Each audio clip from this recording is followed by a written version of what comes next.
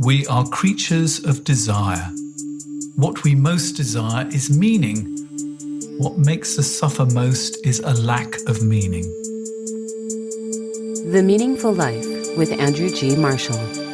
Marital therapist, author, and communications trainer Andrew G. Marshall invites guests from all walks of life to discuss what makes life meaningful. Hello, I'm Andrew G. Marshall, and welcome to The Meaningful Life. How do you know that enough is enough?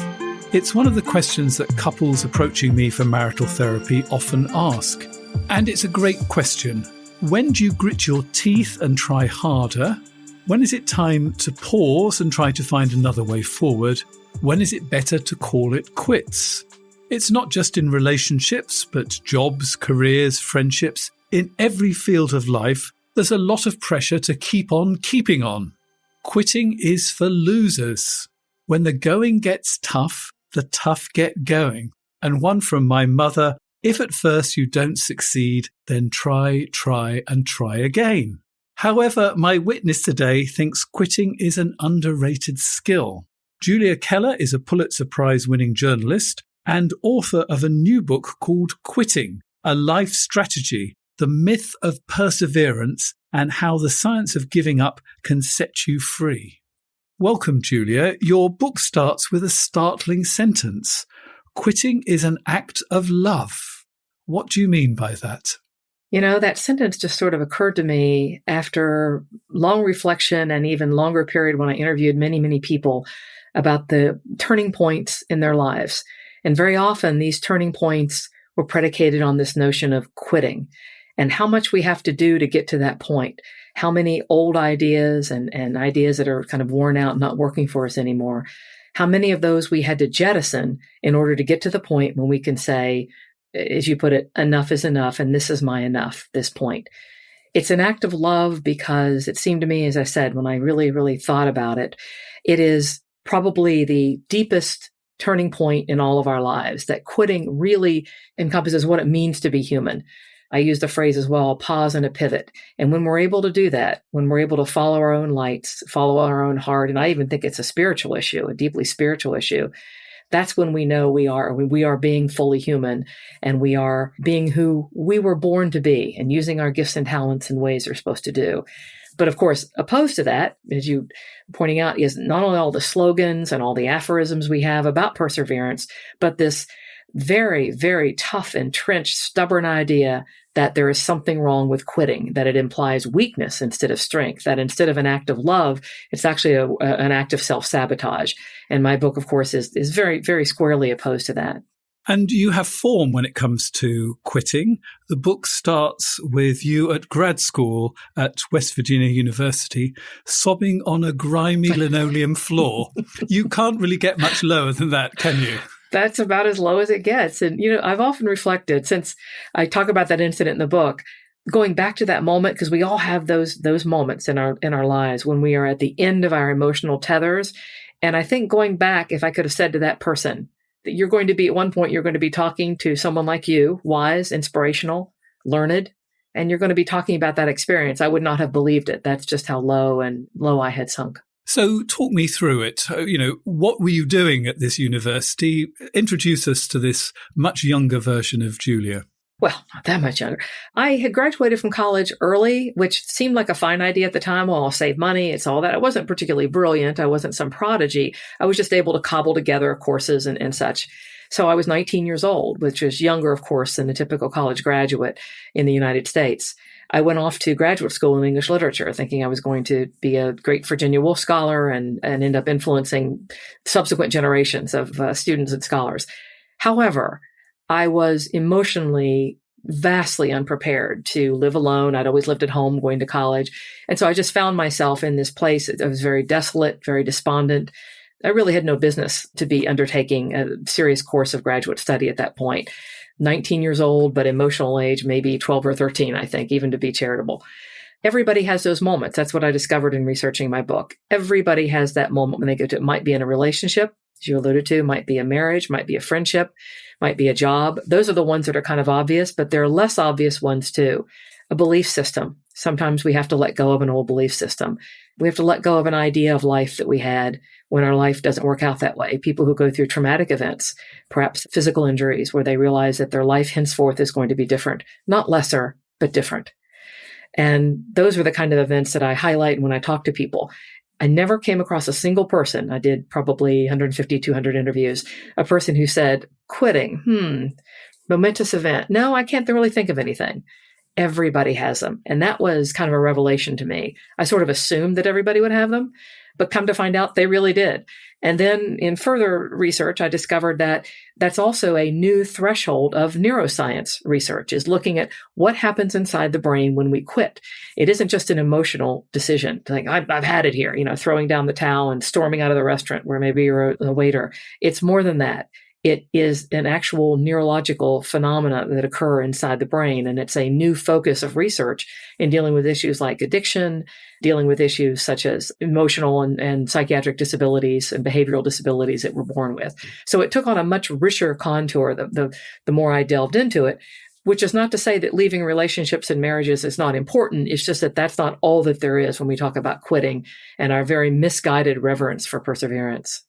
When you actually said that you'd interviewed all your friends and asked them to come up with a quitting story, I had to say, I think that I might be that person who hasn't got a quitting story. Oh, I can't believe that. Really? Well, it's only when you change the language and you say leaving rather than quitting, then, yes. I've left the UK and now live in Germany. But did I quit the UK? I think I moved to Germany. No, that's funny you say that, because the language, on the interviews I've done in the wake of the book, there are many people, and for some reason, I have no idea why I haven't explored this. It's mainly men that really hate that idea of quitting. I was being interviewed by one gentleman, and he just was physically bristling at the idea. And he said, I've never quit anything in my life. And I said, now come now, Shirley. He said, well, I have left jobs and I've changed my ideas about things and I'm on my second marriage, but I didn't quit.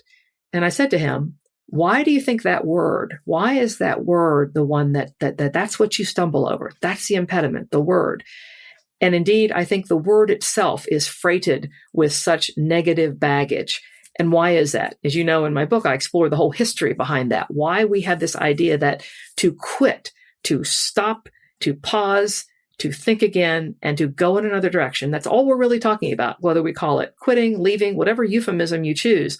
All we're talking about is choosing another path, stopping one path, maybe pausing for a moment, and then choosing another. But why? Why do we have such a even emotional, somewhat volcanic reaction at times to it? But I would say that, yes, you did indeed quit the UK. And obviously it's been a good thing. But that word, as you say, that's the hang up. And I think that actually some people are so against the idea of, we'll call it quitting, that they sort of get somebody else to do the quitting, if you know what I mean. Sort of, you sort of make things so unpleasant. For example, I'm going to be going back to relationships. I'm sorry. You make things so unpleasant for your partner that they do the leaving. I mean, I often get people saying, you're wanting me to make the decision. And that way you don't have to take responsibility for it. You didn't quit. You were there to the very end. It's just you were encouraging your partner unconsciously or maybe even consciously to do the quitting for you.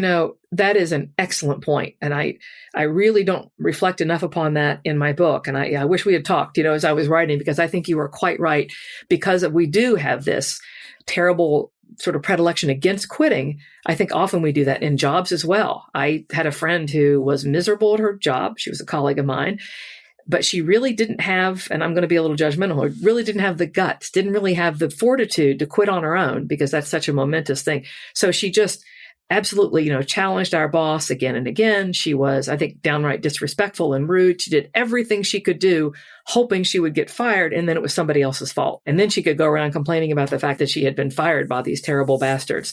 When the reality was, and I love your point, I think it's true in relationships, jobs, we really do that. From a behavioral standpoint, you're quite right. We get someone else to be our quitting proxy. Yeah. I love the term quitting proxy. I was going to say a sneaky quitter. Indeed. But again, that just goes back to our original point. I think that's just more evidence of what we were saying originally, which is we are so opposed to the idea of quitting that we can't often bear to do it. We know we need to do it. I always maintain that deep within ourselves, we know when it's time to go. We have that. Sometimes, though, there's a lot between us and the act. Here's the impulse and here's the act. And what is between us is all this cultural baggage and all this historical baggage. So what we do is, or we find various ways around it because we know when it's time. So where do you think the idea that grit is virtuous and quitting is sinful come from? A lot of people immediately say to me, oh, it's the Protestant work ethic.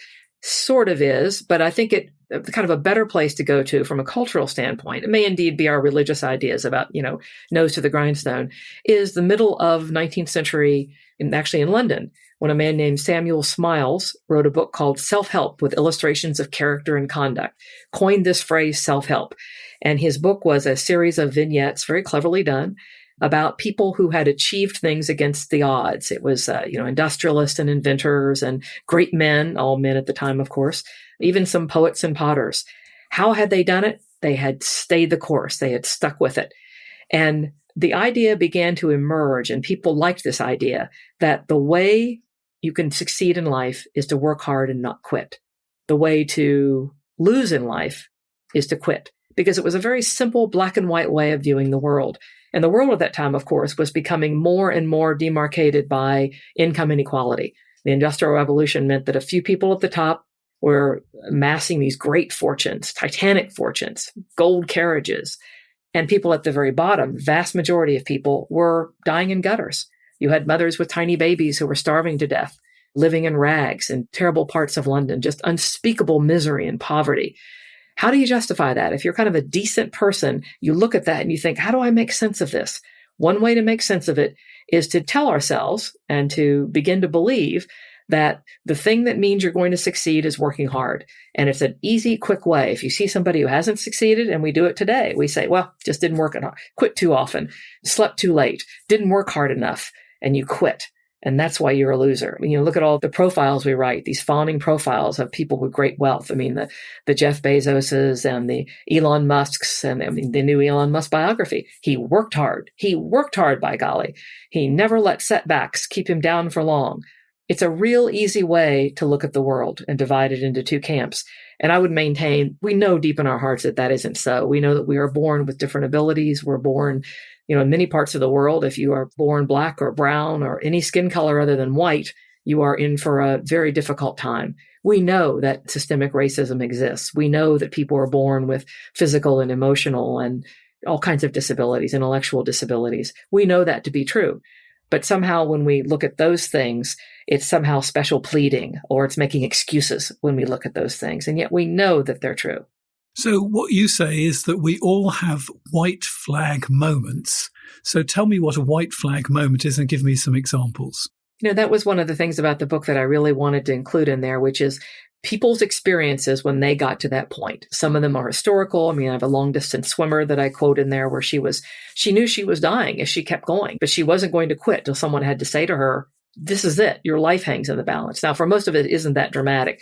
Among the people I interviewed I did start out with friends, as you mentioned, but then it went on to friends of friends. And I sort of was this outward going spiral of people that I spoke with. And one woman, she was sitting in her boss's office. She hated her job, but she could never bring herself to quit. This had gone on for years. And she just has this moment of looking out the window and seeing a big pile of dirty snow. And in the city of Chicago, the snow gets really dirty toward the end of the season. There's nothing beautiful or pristine about it anymore. She sees this big pile of snow and she remembers thinking, I wish that were a giant monster and it was going to come into this room here and just eat this woman up and and then she thought, whoa. It was kind of this moment when she realized that, am I wishing this person did not exist anymore? That maybe it's time for me to go. That's not me. That's not who I want to be. So that was her white flag moment when she said, I just can't do this anymore. And then other people, as you mentioned, were telling me stories about when they got to that point, and it's individual for everybody. That's why sometimes I'll be asked, should I leave this? Should I do this? Should I go another way? And my reply is always, you have to decide. Those white flag moments are highly individual. I would maintain one of the most personal and individual things we ever do is to decide when to go, when the time is right to make this change from a job, relationship, but also maybe your religion, maybe your political affiliation. But often, actually, it's our body that makes the choice for us. The body stops cooperating with the brain, so to speak. What a great point. Yes, indeed. With human beings, it is quite true. We're given other signals. We start getting ulcers. We realize we're having physical symptoms. And of course, the analogy I make in the book is to the animal world, and we are animals too, of course, but other than humans, non-human animals who don't have the luxury of making decisions about these things. For them, it's a matter of life and death. It's survival. So I use the example of the finches on Galapagos Island, who their sustenance is a seed inside a very thick-hided plant called a caltrop. If that bird spends too long getting that seed out of there, it will perish because the animals live on a much thinner margin of existence than we do. So it's not a matter of thinking, boy, am I going to look weak if I give up, or sniveling if I give up on this particular plant? They must go on or they will die. As human beings, we've evolved past that kind of necessity of just day-to-day survival. But in some ways, it works against us because we do put up with things for a very long period of time, when perhaps it might be better if we channeled our inner finch and realized that it really is a matter of survival. If not physical survival, then emotional and spiritual survival. Well, I have to tell you, I still feel a little queasy about the idea of quitting. But what actually helps me, and I think that you put it really well, is that quitting is a dial, not a switch. And I think that is the very heart of the wisdom on this subject. So tell me about that. You know, when I've talked about this, I talk about a rheostat dial, and I assumed everybody knew what that was, maybe just coming from where I come from in the world. Apparently, some people call it a dimmer switch as well, but people have it often on a light switch. A rheostat dial, where you dial it up or down. Say if you're in a dining room and you want the lights to be down just a fraction. We see quitting often as a toggle switch, on or off. And I maintain that we should see it more as that rheostat dial. There are times when we pause and we pivot. You don't have to throw out the baby with the bathwater, as it were. You don't have to throw out everything. You can change your situation just a hair, just a little bit, or maybe a few degrees more, a few degrees in one direction or another. That if you don't see quitting as an all or nothing enterprise, you can see it more as a strategy, as a tactic, as I've mentioned. It doesn't look like that's it, I'm here or I'm gone. Maybe just change a situation. A job or relationship is a perfect example, to make it more in keeping with your own vision of what you want. You don't have to leave. You don't have to quit the job or leave the relationship. Sometimes it's a matter of just a slight alteration, a slight adjustment to make it more to your liking. Because what I would say from the bottom of my heart when it comes to relationships, it's really important to speak up sooner, because we have this, keep on keeping on kind of attitude. We sort of don't say anything, and it builds and it builds, and it then becomes a sort of a crisis. And the point that you speak to your partner, my most famous book is called I Love You, But I'm Not in Love with You, which is a way of saying, our relationship has really reached a crisis point. If we can't solve this, then that's the end of the relationship. Now, for lots of people, that's heard as I'm leaving, I want a divorce. But actually, if you could speak up a bit sooner and say, I'm really struggling in this relationship, we need to make some changes. This isn't working for me and that isn't working for me. So you're quitting the individual things that aren't working, which I think is lowering down your dial, your rheostat, rather than the on-off sort of kind of thing, which often, by the time somebody reaches me, the question is, one person wants to switch it off and the other one wants to say, why do you want to switch the light off? The relationship is so good. Yes, and there are things salvageable within it. Yes, instead of this all or nothing. I have to say, I don't know about you, but I know when I was a kid, I was very invested in that all or nothing thinking. I was either going to be the greatest writer in the history of the world, or I was going to be a total failure and flop. And life takes place in the middle. And the same with relationships. I mean, they're not always going to be this high peak. There's going to be just that middle day-to-day existence. And that's looked down upon, which I don't know. I mean, the famous T.S. Eliot line's always used about measuring out your life in coffee spoons. And I remember when I first read that, I thought, well, what's wrong with that? I mean, measuring out your life, that's what life is. Life is not the big, high operatic moments very often. I mean, in terms of relationships, it is the coffee spoons.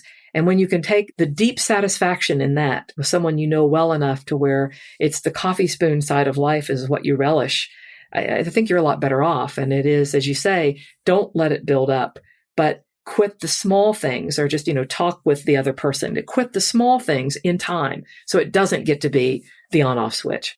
To show you what a terrible quitter I am, I think the first book that I ever gave myself the permission not to finish is, I'm not certain if I'm going to get the title right. You'll be able to help me with this. It won the Nobel Prize and it was an Indian author, and it was called something like The God of Small Things. Oh, right. Yeah. And I found that I just did not like that book. And I suddenly realized if I don't like a book, I don't have to go to the end of it.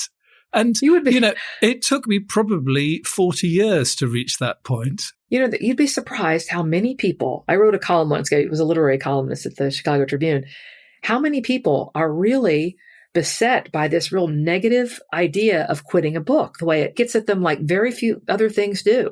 I mean, it is almost like, it's like, well, I think it's a whole sunk cost fallacy. I've already put in this much time. There are all these things that mitigate against quitting a book. My column was about, no, quit it. Don't do it. And then I was on a radio show thereafter, a public radio with, it's a famous person who I shouldn't name because I want to say I think they're a liar. This person said, well, I wanted to quit War and Peace, but I stuck with it. And I swear, I just wanted to call this man out and say, really? I don't believe you. I don't think you stayed with War and Peace. Quitting a book, though, I mean, it's very interesting to me. I don't know what it is that we see it as maybe a lack of, not only a lack of drive, but also maybe a lack of intellectual acumen. Maybe because a book takes on all kinds of elements, not just as a pastime, but that it takes on this idea, too, that we weren't smart enough. We weren't not only not diligent enough, but we just weren't brilliant enough to finish it. But it really, really bugs a lot of people to not finish a book that they have started. And there's a formula. Nancy Pearl, who's the wonderful book critic and librarian here in the United States, she has a formula that's something like you're able to quit a book after like 14.2 pages or something like that. I mean, she's got an actual formula. I think it's a bit in fun, but it makes the point that we feel very guilty about quitting a book that we have once begun. So I have to admit that I skipped big chunks of Anna Karenina when he sort of goes off into a discussion about the state of peasants for 15 pages. Skip Right. those, get back to the relationship between Anna Karenina and I've forgotten the name of the guy. Count Vronsky.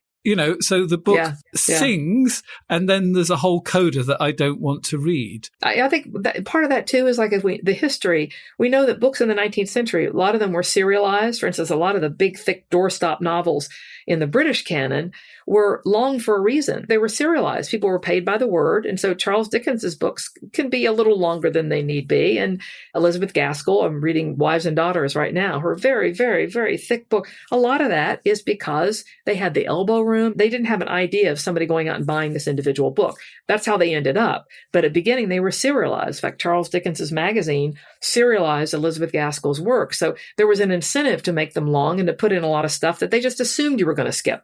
So I think that one of the problems with quitting is that it's really frightening. We don't know what's going to happen next. You didn't know when you left your college what you were going to do with the rest of your life. I mean, phoning up your father and saying, come and get me, is really difficult because you didn't know, one, how he would react, or number two, what came next. Absolutely right. I think the fear factor is one that I try to get at in my book, which is it is always hard and it doesn't get any easier. We get old, hopefully get wise, but it's still the hardest thing in the world we do is to quit something, particularly something that we've been at for a while in which we had invested high hopes. So yes, back when I was 19 years old, I had no idea. I was truly terrified. Doing nothing was no longer an option. So at that point, I knew I had to get out of there. But having no idea, you're just in free fall. It's a really terrifying prospect to quit anything, even the smallest thing, because there's always that fear of regret. And so one strategy I would try to use was what I would call pre-regret. In other words, just acknowledging, just as you did, I'm scared, just saying like, I don't know what's going to happen after this, quitting a job, a relationship, a spiritual belief, is just to acknowledge to yourself and perhaps to a trusted friend in whom you confide, I don't know what's next for me. And I'm really frightened about this. And I may end up regretting this for the rest of forever. And yet I still know it's the right thing to do. Somehow by speaking the words and by acknowledging the regret, that's my sort of pre-regret idea, is to say, all right, I know I'm going to look back on this and regret it. And yeah, it's not so bad, maybe. I mean, certainly the things that I have quit that I've looked back upon now, I kind of wish I'd stayed with that a little bit. And that's not a bad thing. So give me an example of something you quit that you wish you hadn't. Well, I was at the Tribune. I mentioned the Chicago Tribune for many years. And then I decided I wanted to write books. Now, that was fine. I had a book contract. The books have done very well. I've been able to support myself and all that's great. But I wish I had stayed a little longer in daily journalism because I found myself missing there's a kind of a rush and a clatter and a feeling like you're a part of events. Whenever there's a news event now, I mean, one of my jobs was to cull a lot of opinions from knowledgeable people and to write cultural essays about things. And I loved that. I loved when there was a big event, feeling like I was not involved in the event, but involved in the interpretation of that event and maybe giving people a way to think about something that was off the beaten path, that was out of the mainstream. And then I wasn't able to do that anymore. When you're writing novels, you're writing for a year or two down the road. And so I missed that. One of my big regrets was, why didn't I stay a little longer? Or, the newspaper very kindly said, well, would you want to continue to write a column? And I thought, no. I need a clean break here. Let's just do this. And I wish I had stayed with it a bit longer. So that was a regret I had, just kind of in the immediate, just like, boy, I really missed that. But again, one of the ways I tried to deal with that was just by admitting it and saying, and the reality was I could call my editors and they were happy to take an essay that I felt moved to write, but it wasn't the same as them calling me and saying, all right, this thing happened. So, you're really in the midst of it. And my first thought was always, who's going to know about this? Who has the most knowledge about this? Where will I find that expertise? And I used to really love that and to try to put together something that was going to enlighten people beyond just the parade of facts. I think we should really have a go at Frank Sinatra and myself because, when he says regrets, I've had a few, yes, but too few to mention. We sort of won't admit to our regrets. And now you've admitted to your regrets. I'm sort of saying, well, they're not actually that big once we've actually got them out on the table and we've examined them. But this idea that we're not allowed to have regrets, it's sort of human, isn't it? I think it's a great, great point. Yes, it does. It's one of those things like quitting. Regret is the same thing. It's one of the things that makes us human. And in so many ways we are, as you say, sort of afraid to acknowledge that, as if somehow it makes us seem lesser or weak or, part of this, and I assume it's true elsewhere. I can only speak for sort of the American ethos, which is you're striding forth and you know what you're doing and you have it all together and then off you go. And that's what we celebrate, the kind of conviction that never allows for second thoughts, never allows for reflection or even kind of a melancholy, perhaps I should have done that a little bit different. I should have been a little kinder. And that's ultimately where I hope to get to in the book, is this notion of being a little kinder to each other. When people do quit things, to not be so, we are so swift to just bring that sword right down and to say, but see there, you brought it on yourself. That's one of the worst feelings, is to feel judged by others and maybe just be a little kinder. And I have certainly been guilty of being a judge of people, being far too judgmental of people in my life when they have made other decisions that I don't agree with, is to instantly say, well, you see there, when really what we ought to be saying is we're human. We have regrets. We leave things behind. We don't always work as hard as we should. Sometimes we work too hard, but we're human ultimately. And for that to be something positive instead of a negative, this notion of being only human. So inertia is also a big problem for people. And I think that it's very possible that somebody listening to this as sort of inertia is keeping them there. How do they decide if now is time to take one of your permission slips? And if it is, how do they quit?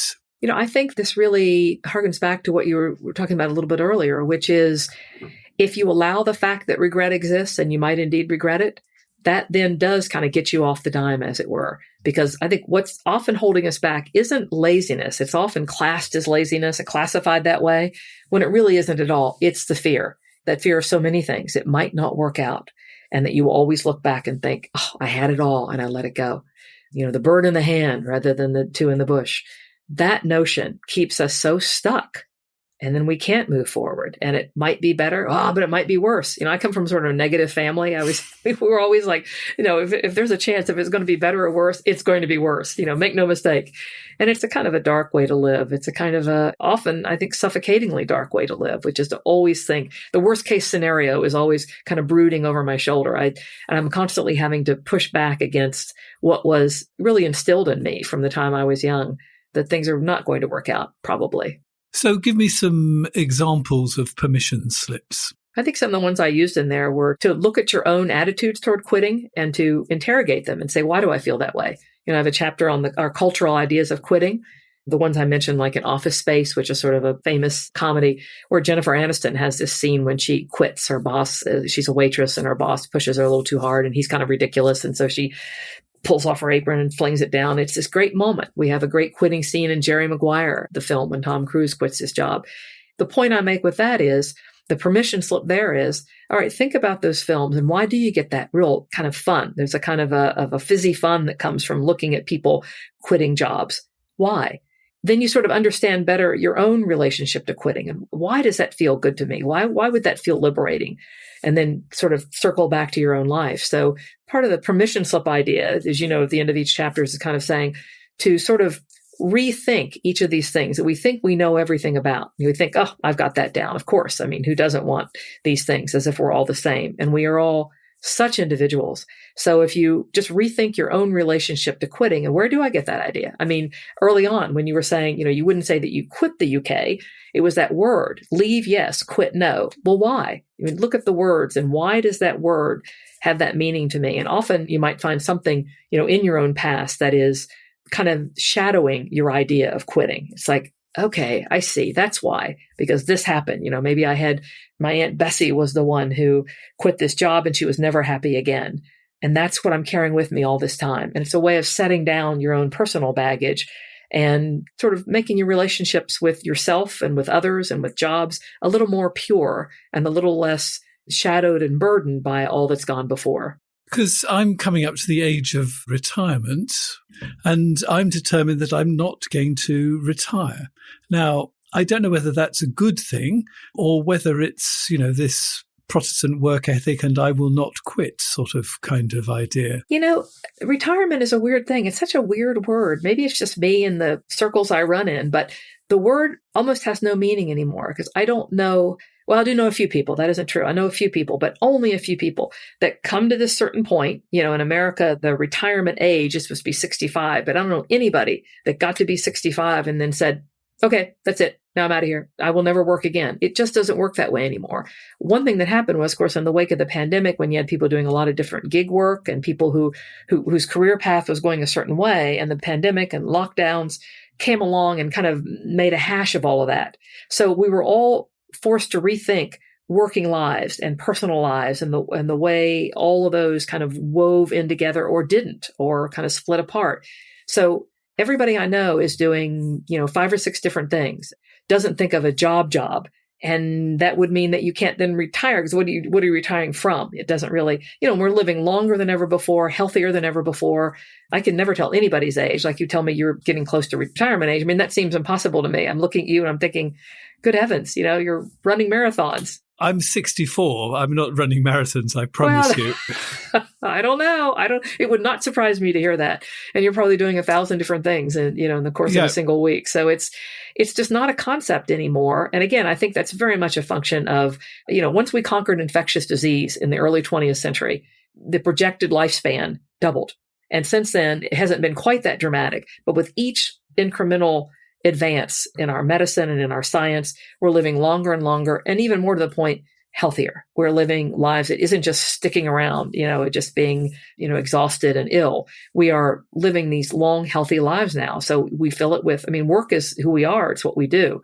So quitting doesn't mean, when I mentioned it's not just quitting work, it's quitting one thing that isn't working for another that will work better. And this concept of longer lives makes that even more imperative to do that. It makes it even more important that we live how we want to live and do the things we want to do, because we're going to be around a very long time. There's an old saying that be careful of your rut because you're going to be in it a long time. So it's whatever rut you choose, make sure it's one to your liking. Choose wisely.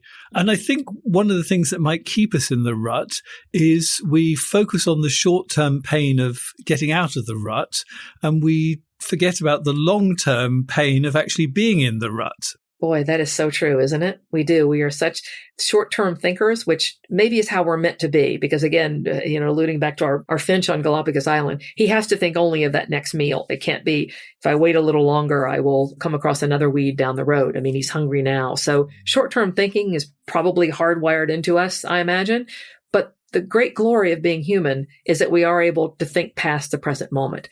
I don't know if non-human animals can. I know a great deal of research being done on the brains of animals, but we do know that as human beings, we are equipped with that. We are able to do that. We are able to look beyond the little bit of pain, a little bit of difficulty now, and realize it's going to be better later on. That's one of the great glories of being human. So any other quitting tips for us? Well, the main thing is the pause and the pivot, and to think of it as a rheostat dial is probably the most important, that it doesn't get any easier. That's got to be way up there too in the pantheon of tips, as it were.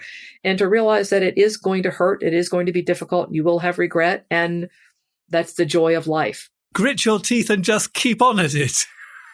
Keep quitting. Keep quitting. Yes. As paradoxical as it seems, I do think that there is something to be said for that. I know it certainly made a difference for me. In a moment, we're going to be looking at a listener's dilemma. The Meaningful Life with Andrew G. Marshall. Please follow us on Twitter, like us on Facebook, and visit our website, andrewgmarshall.com/podcast, where you can join our supporters club and unlock bonus material and other benefits. Thank you for listening to the Meaningful Life Project. I'd like to thank everybody who has become a supporter, because each episode costs. I have a team who have to be paid. I thank them all at the end of the episode, but they need paying as well. So far, thanks to your generosity, I've got about a third of the cost covered, and there's some money from advertising as well. But the rest of it comes out of my own pocket, and I can't keep diving in indefinitely. So that's why I'm asking you to be really generous. If this program is helping you, perhaps you can help me continue to provide this help for others. If you go to Patreon, you can become a supporter, and you get all sorts of benefits. You get preferential treatment for sending in letters, for suggesting topics for me to cover, and you get access that way to all the bonus material, and you're going to get something else as well, a big chunk of my gratitude. There's other ways you can buy the bonus material directly through Apple and Spotify. If you'd like more information, go to www.andrewgmarshall.com/podcasts. Thank you. As a roofer, I don't have time to fail. Homeowners rely on me, so I rely on Beacon. Beacon's unique network of branches work together to get me what I need when I need it. Every branch working together. And with the Beacon Pro Plus app, I've got the brands I depend on, like Certainty Landmark Pro, right at my fingertips. And now through November, purchase Certainty with Beacon Pro Plus, web or app, and earn up to $750. Beacon, always building. What does a university designed for working adults look like? 100% online classes that can be accessed from anywhere. 6 session starts a year and short 8-week courses so you can earn credits quickly. It looks like asynchronous schedules and academic advisors that deliver personalized support. We are UMass Global, and we make it easier to succeed in college wherever you are in life. Major in your future. Visit umassglobal.edu to enroll.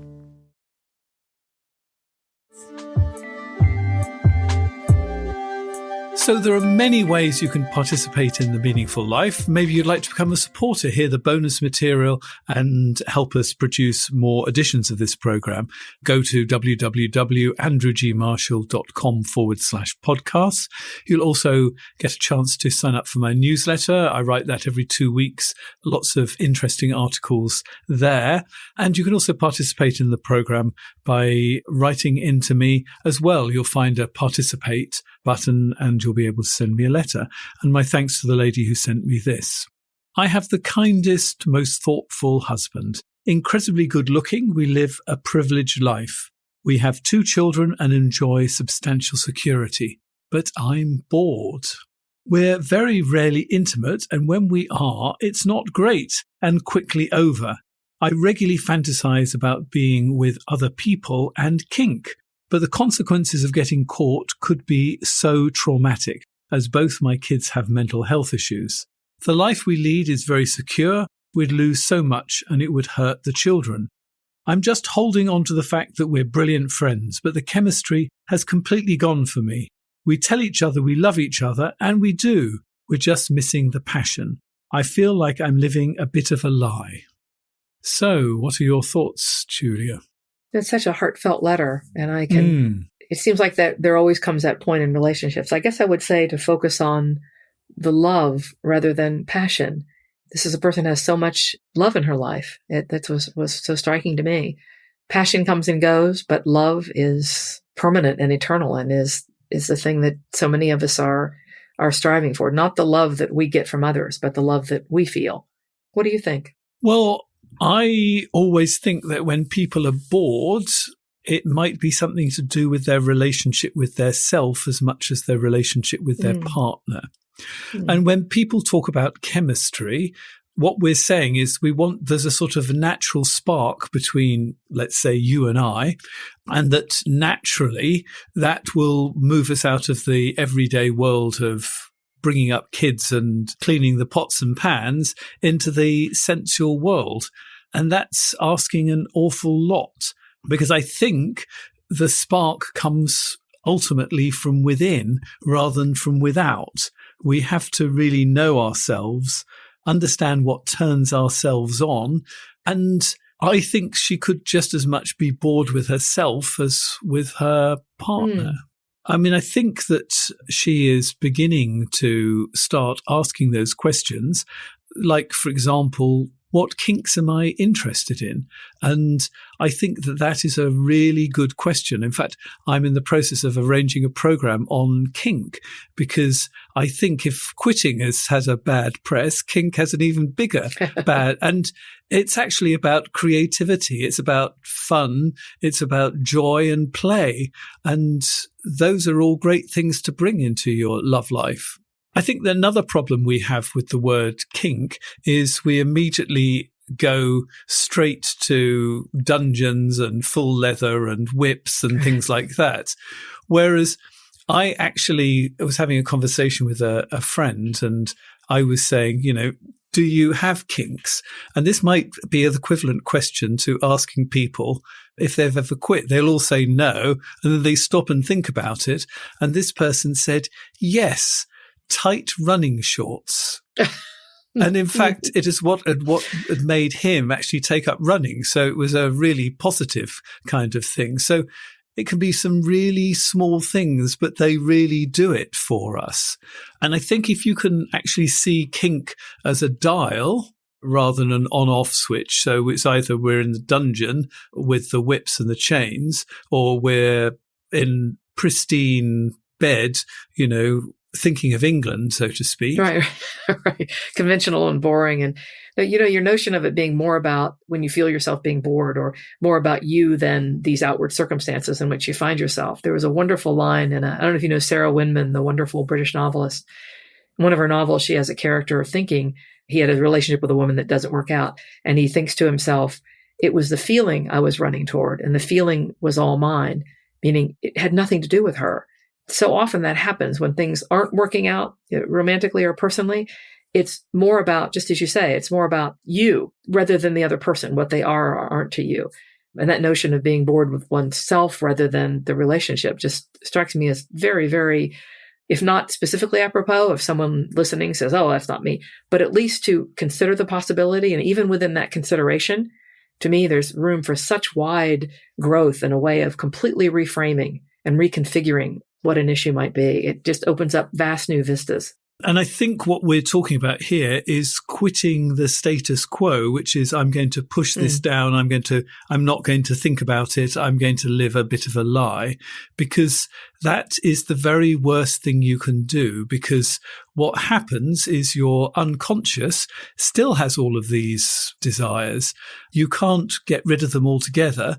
And what's going to happen is you're going to suddenly find yourself with chemistry with somebody else. And that is the worst time to go to your partner and say, I'm thinking our relationship isn't working. The first question is going to be, is there somebody else? And if you say, well, there is, but we haven't done anything, but I've just been aware, right. We're already in a crisis. But if there is nobody else, there is nothing else on the horizon. You're just saying, actually, I would like us to do different things in our sex life. Think back, what was it that we did in the past that really worked? It's really good, this sort of positive creativity. Because if you say, what's wrong with our relationship, the other person immediately gets defensive. course. If you go back and you say, when we first got together, our sex life was incredible. Why did it work so well then? And it won't just be novelty. It will be things like we set aside enough time to do it. We didn't have children. All these things, you can set aside enough time. You can arrange times when the children are doing other things. And instead of actually catching up on the washing up or whatever else it is, or going to the movies, that you're going to do something that is sexual. Here we are in a clean slate. What would we like to explore? And if you start with things very much low down on the scale, like, putting a blindfold on each other and just so that you can really get into the senses as opposed to just looking at the sight, it's amazing what you can discover. And you'll find there are games that you can play with your partner where they have boxes and, you have to answer questions I don't know exactly what's in them because I've never actually got them, but I've had clients that have got them and have had a really good discussion. These are prompted discussions so that you're actually talking about all these things together. And, if your partner isn't interested in doing all these things and is happy as he is, then you can have a discussion about you can still have the discussion about what you're going to do about it. Whereas if you wait until there is a crisis and possibly you're either attracted to somebody else or you've had an affair with somebody else, the conversation becomes really quite dark at that point. At this point, it is light and open. I think you might need to speak to somebody first, somebody to explore all of this with, discover how much of it is just about sex. It could be a whole range of other things. And this is not going to go down very well. Perhaps you're spending too much time focusing on the children and your life has become empty because you're doing everything for them. I can't tell you how many parents take their children to lots of interesting things and then just sit outside in the car waiting for them to finish. They don't actually do those things themselves. They take them to learn windsurfing and then they sit on a car on the beach and wait until they're ready, talking to other bored parents. They don't actually do it themselves. And we put all this energy into developing our children and not enough into developing ourselves. Do you want to add anything to that? No, that sounds incredibly wise. And I think it all comes back to this idea of the relationship with oneself, hence the, quitting being an act of love. It depends on what we're quitting, not just the relationship, but quitting a way of looking at that particular relationship. So it does all come back to the decisions we make day by day. I think toward the end of my book in particular, I talk about the courageousness of looking at life and some of the ways that you've been talking about too. These are not easy things. There's not things that just come naturally, that we have to challenge ourselves to look at our lives as these finite things that they are and think, where do we want to be at the end of this strange journey as we approach what Robert Louis Stevenson called our common destiny? Because it is true. That's where we're all going to end up. So I think your answer is really quite profound. So what can't you quit? I'm at the moment giving up various things because I'm going on a retreat and I have a whole list of instructions. So today's the first day that I can't have anything sugary or salty or spicy. What can't you quit? On a day-to-day level, and I know this is not good for me, this will sound a bit silly, but truly coffee is like one of the ruling passions of my life. And if somebody said to me, you can never have it again, it's the whole ritual. It isn't, I would argue that it isn't only the caffeine part of it, the chemical component. It's just the whole ritual of the darkness and the rich flavor and it's part of the morning. Stop it. Stop it. I can't have coffee either. You haven't. No. You can't let go of coffee. I'll give up anything but that. I could give up sweets before coffee. And that is saying something because I do love my sweets as well. But on a more profound level, I alluded a little bit to it earlier when I said, there is a kind of a darkness and a pessimism that is it's sort of like bunting that is draped around. If you looked upon your life and your background and your family as a room, if you can imagine it kind of swaddled in this dark bunting, that is the hardest thing. I've not gotten there yet, but I try every day. It sounds silly to say becoming more optimistic. That somehow makes it sound kind of infantile, but I mean it in a much more profound way than that. to not look upon life as something that invariably is going to end in, darkness and disappointment and despondency and death and all the other Ds, but that something that is filled with light and joy, where the possibilities are endless, and why even just being here should be a cause for great celebration. So thank you very much for being my guest today on The Meaningful Life. I have to ask you, what makes your life meaningful? That is such a difficult question, even though I had a sense that you might ask me that. I suppose it is the possibility of change in all of our lives. But I do. I mean, be it from habits we want to let go of to looking at life in a different way that I mentioned earlier, that possibility of change, the infinite possibility of change is what makes my life meaningful. So this is where the conversation has to end unless you are a supporter of The Meaningful Life, because the conversation continues. I'm going to be talking to Julia about how to ask good questions, because one thing a journalist is very good at is asking questions. And questions are the key to good communication, understanding your partner, your work colleagues, but it's a life skill we're not taught.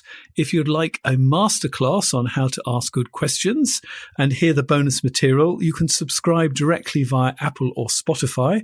We're also available on Amazon Music. And if you want to become a supporter of The Meaningful Life and unlock the bonus material this way, here are the details. You've been listening to The Meaningful Life with Andrew G. Marshall. You can follow Andrew on Twitter, like him on Facebook, and please leave a review wherever you consume your podcasts. Making, editing, and distributing The Meaningful Life comes with substantial costs, and we'd like to ask for your help. Visit our website, andrewgmarshall.com/podcast, where you can join our supporters club and unlock bonus material for every program, send in a letter to be discussed by Andrew and his guests, and join a community of other people seeking to make their life meaningful. At the gold level, you get even more benefits. Production of The Meaningful Life with Andrew G. Marshall is by Michael Dooney. Social media by Madeleine Healy. Sound engineering and theme tune by Sebastian de la Luz Mendoza. And I'm Susie Colick. Please tell your friends and spread the word. Thank you.